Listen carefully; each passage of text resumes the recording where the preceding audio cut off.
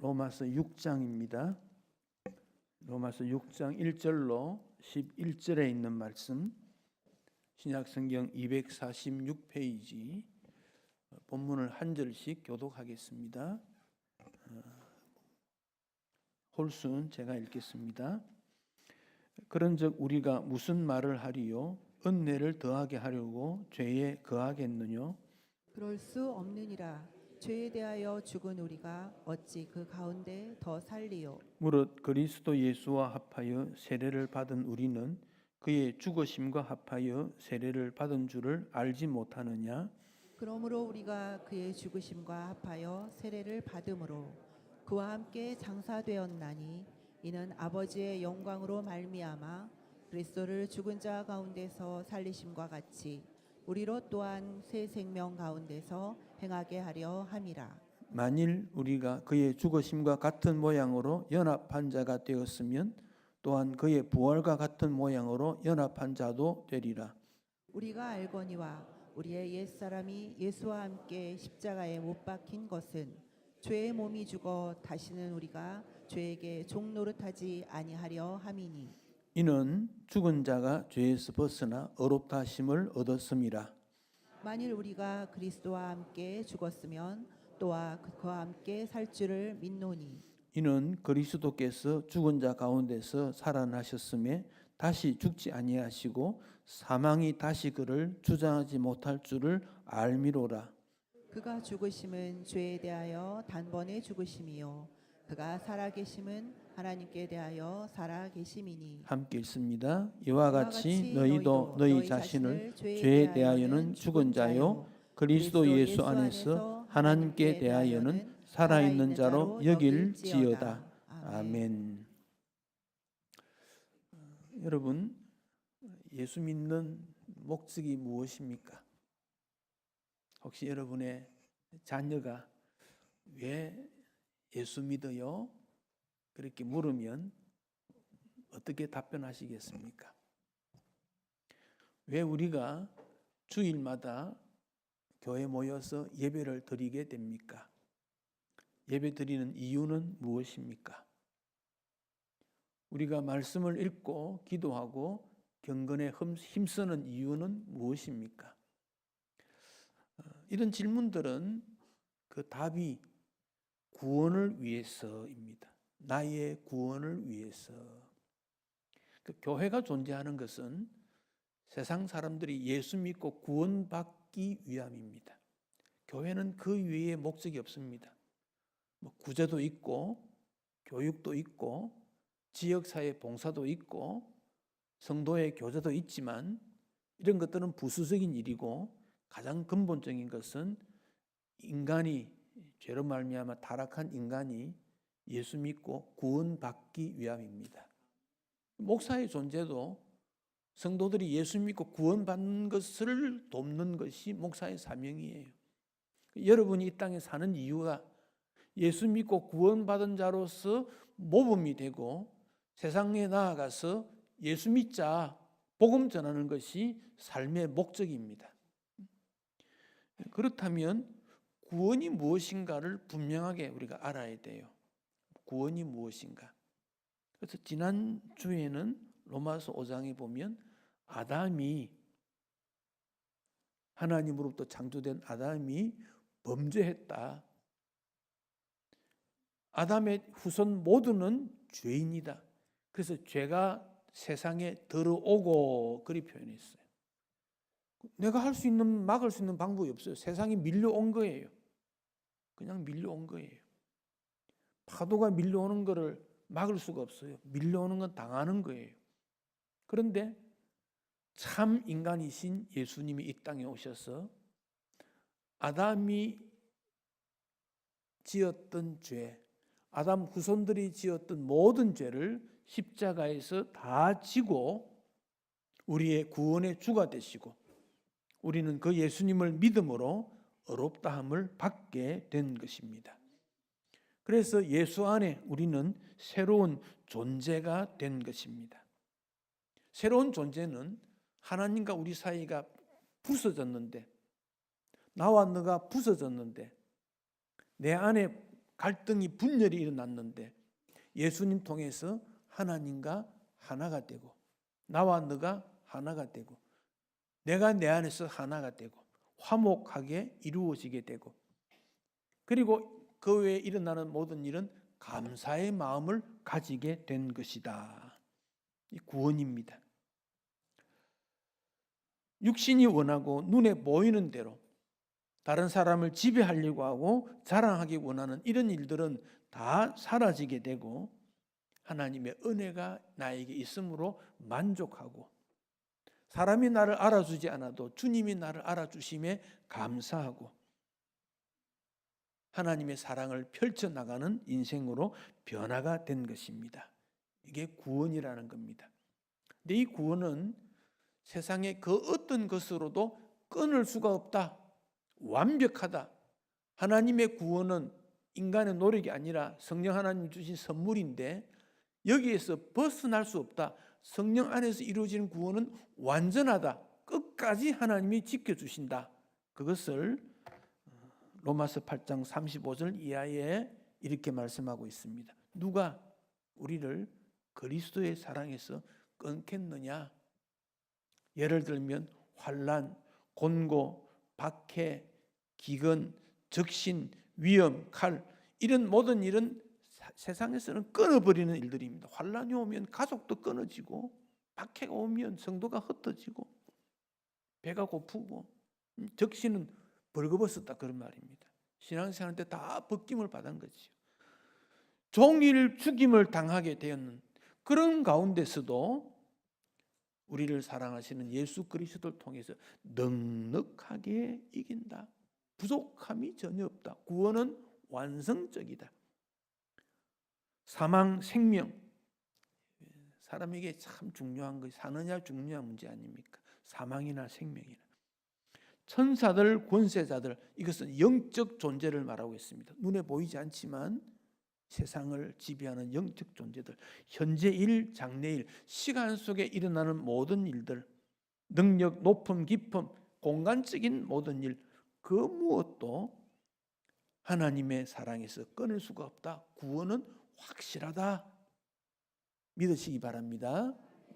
여러분 구원에 의심하지 마시고 예수 그리스도를 믿음으로 구원받고 이 땅에서는 내 마음에 천국이 임하게 되고 나는 영원히 사는 존재이다.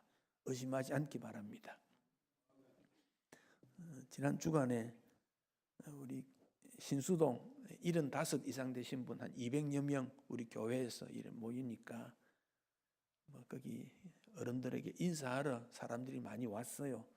구청장도 오고 국회의원들은 이제 개회가 돼서 안 오지만은 지역 대표들 이런 사람들이 많이 왔어요. 근데 그분들이 인사할 때 공통적으로 그래요. 건강하고 오래 사시라고. 99세까지 사시라고. 저는 그랬습니다. 여러분 영원히 사시기 바랍니다. 이 땅에서 99세, 100세, 120세 그래봐야 이거 얼마 됩니까? 근데 예수 안에서 우리는 영원히 사는 존재이다. 이 세상에서 기준과 다르지 않습니까? 세상에서는 뭘 먹을까? 어떻게 살까? 내일 어떻게 될까? 이런 일들 때문에 고민하는데 우리는 그런 고민이 아니고 주 안에서 영원히 사는 거다. 영원히 사는 거다. 바울이 로마 교회에 대해서 그렇게 설명을 하고 있는 거예요. 그러니까요. 어떤 사람들이 이렇게 반문을 합니다.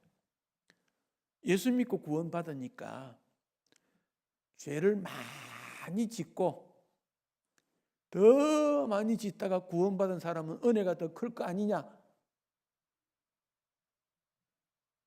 한평생 동안 세상에서 제멋대로 살다가 죽을 때쯤 와서 회개하면 되지. 뭘 어렸을 때부터 교회 나와가지고 헌신하고 예배드리고 섬기고 할 필요 있느냐?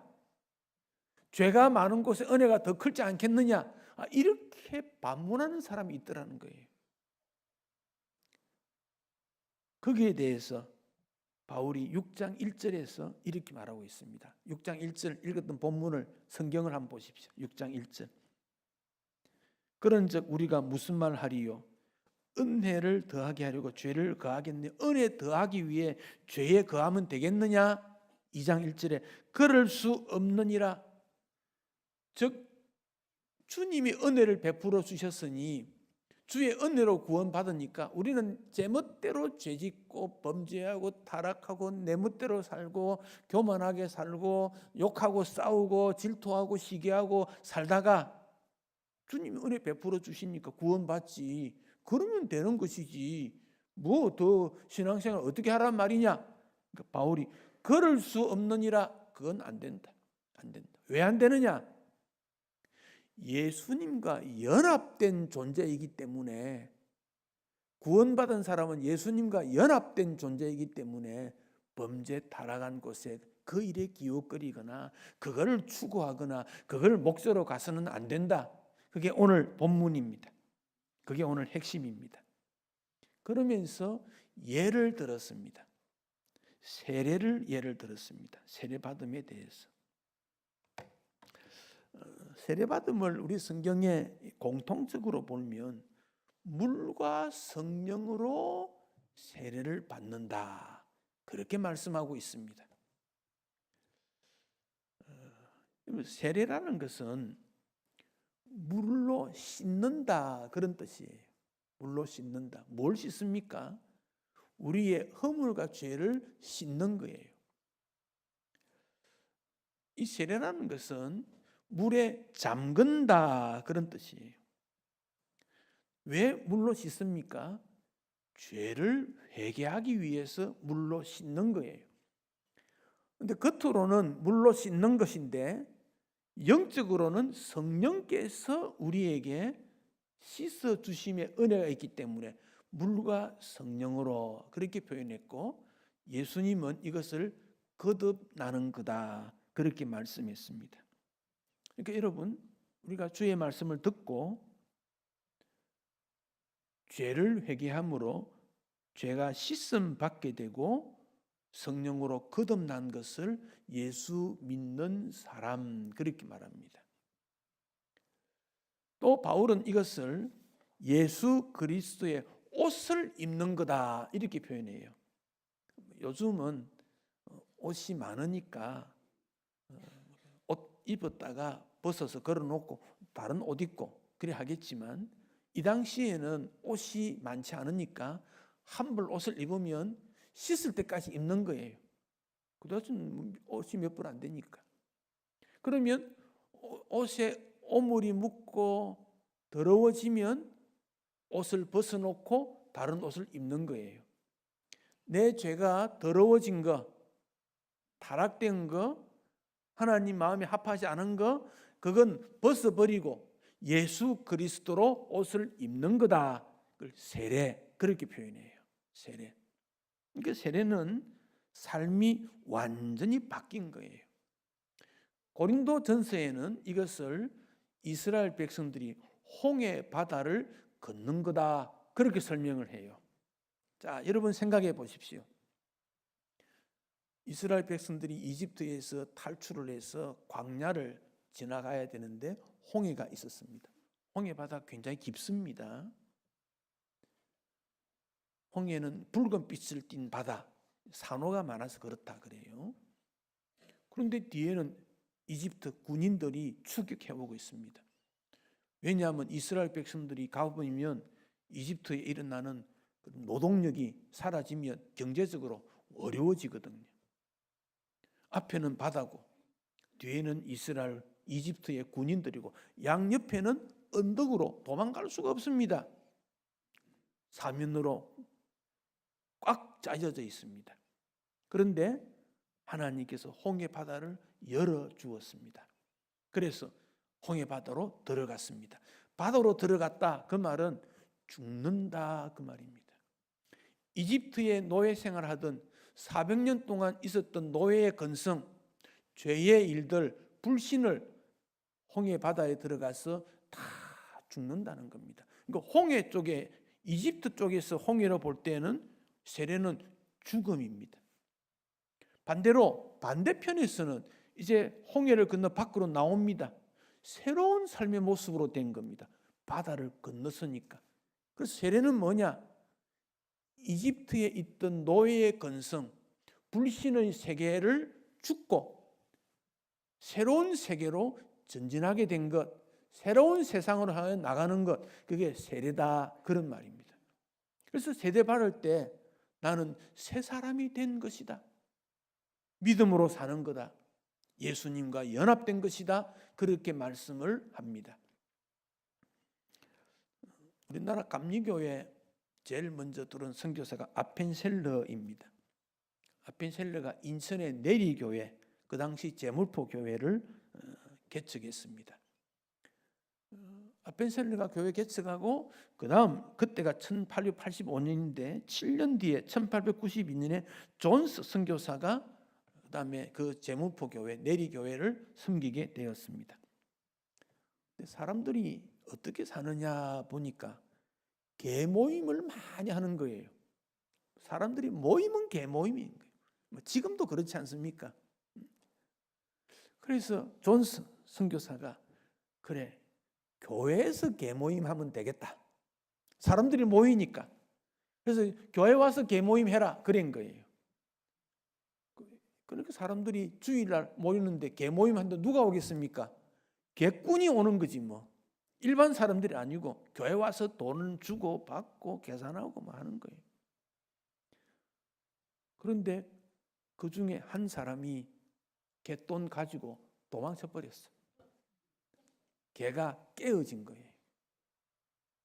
존슨 목사님이 큰일 났다. 사람들이 교회 오지도 않을 거고 교회에서 이런 일이 일어났으니 이거 어떻게 되냐. 그런데 어느 날 그 객꾼 몇 사람이 찾아왔어요. 목사님이 가슴이 덜컥 내렸습니다. 이거 참 보상해라고 하면 어떻게 하지? 근데 그들이 이렇게 말합니다. 목사님, 우리가 계속 교회 와도 되겠습니까? 개모임 위해서 왔는데 뭐 예배라고 참석해보라 그러고 목사님 말씀 들어보니까 교회 계속 나오는 것이 좋겠습니다. 나와도 되겠습니까? 그러는 거예요. 얼마나 기분이 좋겠어요. 당연히 그래라고.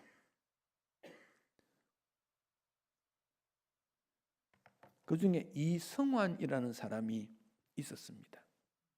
이 사람이 주막집에 술을 파는 사람이었는데 이 사람이 그 중에 한 사람으로 나오다가 어느 날 변화되는 걸 보고 선교사님이 세례 받지요? 이렇게 물었어요. 그때 예, 세례 받겠습니다. 근데 두 가지 문제를 해결해야 됩니다. 하나는 제가 주막에서 술을 파는데 술 파는 것을 이제 막고 주막 하지 말고 생활을 바꾸어야 세례받지 않겠습니까?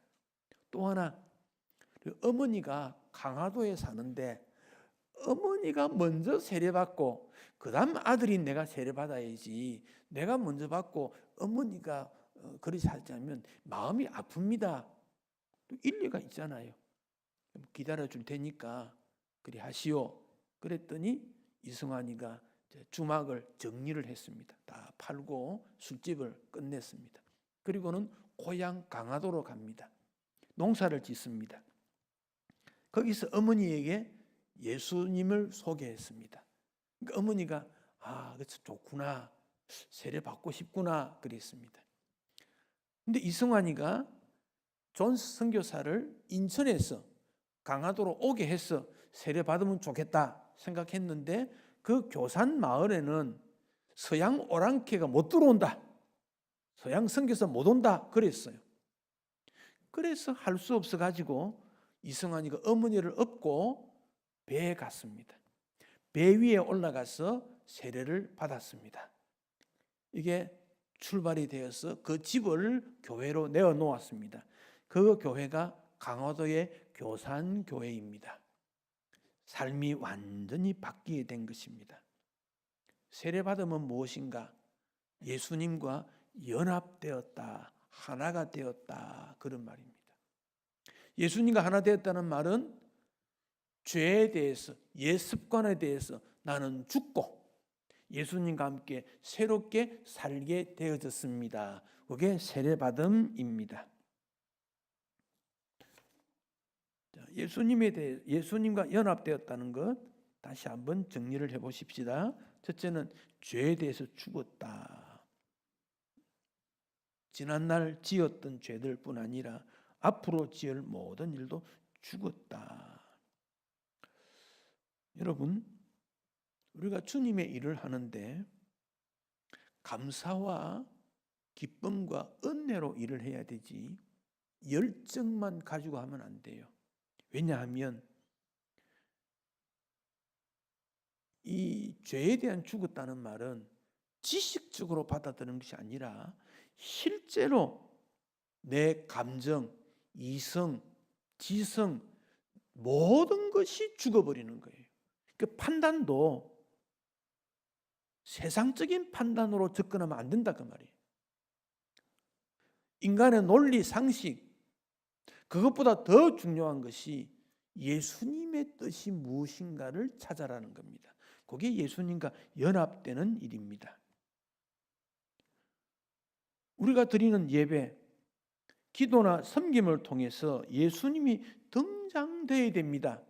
그것이 참된 구원받은 자의 모습입니다. 그래서 바울은 우리에게 과연 믿음으로 신앙생활 하는 건지 자기 자신을 시험해보고 확정해야 된다. 과연 내 믿음이 천국을 즐거워하고 주님 앞에 십자가를 지고 주님을 따르고 주를 섬기는 일에 참된 마음으로 주를 섬기는가? 억지로 하기 싫어서 핑계 대면서 이건 내가 무거우니까 피해버리고 그런 모습에서 주님을 섬기고 있는가? 그 점을 스스로 시험해보고 확정해라. 확정해라. 그 말은 합격증 받아라. 그러면 합격증 받아라. 매일매일의 생활, 한 달 혹은 직분을 주님 앞에 내어놓았을 때 주님이 너는 이렇게 합격을 받을 수 있는가? 적당하게 불합격이라고 받으면 주님이 책망하지 않겠습니까? 내 판단, 생각, 행동, 마음가짐 합격 말할 수 있겠는가? 내가 이런 말을 했는데 이건 주님이 과연 합격 말할 수 있을까? 이런 행동에 대해서 주님이 합격 말할 수 있을까? 이런 섬김에 대해 주님이 합격 말할 수 있을까? 왜? 우리는 물과 영으로 세례를 받았고 예수님과 연합된 자인데 과연 나에게 주어진 사명 십자가 주님 앞에 따를 수 있겠는가? 나는 죽고 예수 안에서 새롭게 된 존재인데 과연 주님과 함께 살아갈 수 있겠는가? 예수님과의 연합은 죄에 대해서 죽고 그 다음 등장되는 것이 예수님과 함께 부활하는 거다. 부활하는 거다. 죽음이라는 것은 모든 것이 끊어지는 겁니다. 여러분, 죽은 사람 위에 돌을 한 300kg쯤 되는 돌을 몸 위에 올려놓으면 그 사람이 아야 하겠습니까? 어떤 무거움을 눌러도 죽은 사람은 무거운 줄 모릅니다. 관계가 끊어졌기 때문에 감각이 없습니다. 빚쟁이가 빚진 사람이 있는데 살아있을 때 빚을 갚아라. 그 사람 죽어버리면 가서 빚 내놔라 말도 못합니다. 재판관이 재판을 하는데 그 피고가 죽어버리면 그 재판 끝나버립니다. 죽으면 모든 것 끝나는 겁니다. 오늘 본문에서 우리가 그의 죽으심과 합하여 이런 말을 할 때는 모든 것 죽었다 그런 말입니다. 죽었다.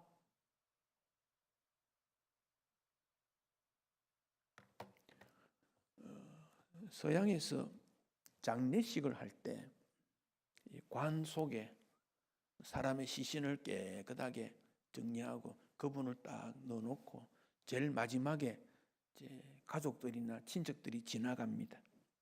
가면서 그동안 사랑했습니다. 감사했습니다. 편안하십시오. 뷰용 그리 말해요. 영어로 뷰용. 관 속에 있는 그를 인사한다 그런 말이에요.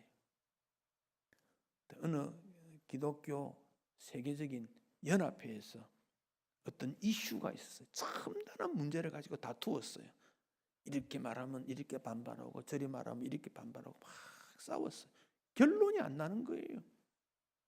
그 의장이 어느 날 관을 만들었어요. 강대상 앞에다가 관을 두고 관 안에다가 거울을 밑에다 딱 갈았어요. 깔고는 모든 회원들에게 이제 한 사람씩 나와서 관을 한번 바라보라고, 그리고 자리 들어가라고. 그래서 섬의 회원들이 이게 무슨 일인고 하다가 이제 나와서 관을 이렇게 들여다보니까 거울이 있는데 자기 모습이 비치는 거예요. 내가 관 속에 들어가 있구나.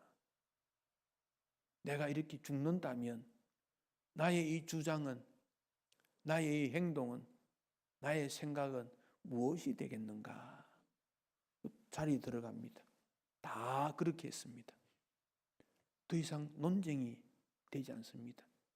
내가 죽었는데 거기에 무슨 말이 필요하겠는가? 무슨 말이 필요하겠는가? 랄프 원터라는 신학자는 이렇게 말합니다. 세례 베풀 때 물로 씻었다는 그 정도 하지 말고 관을 만들어 가지고 거기 사람 집어넣고 관 뚜껑을 딱 닫고 예수 이름으로 세례를 주노라, 일어나라, 그리고 관문을 열면 어떻겠나? 그리 말합니다. 세례 받았다는 것은 내가 죽었다는 거예요. 죽었다. 그리고 예수 안에 새롭게 살아났다. 그러면 예수의 생각과 예수의 마음가짐과 예수님의 뜻대로 가야 된다는 거지요.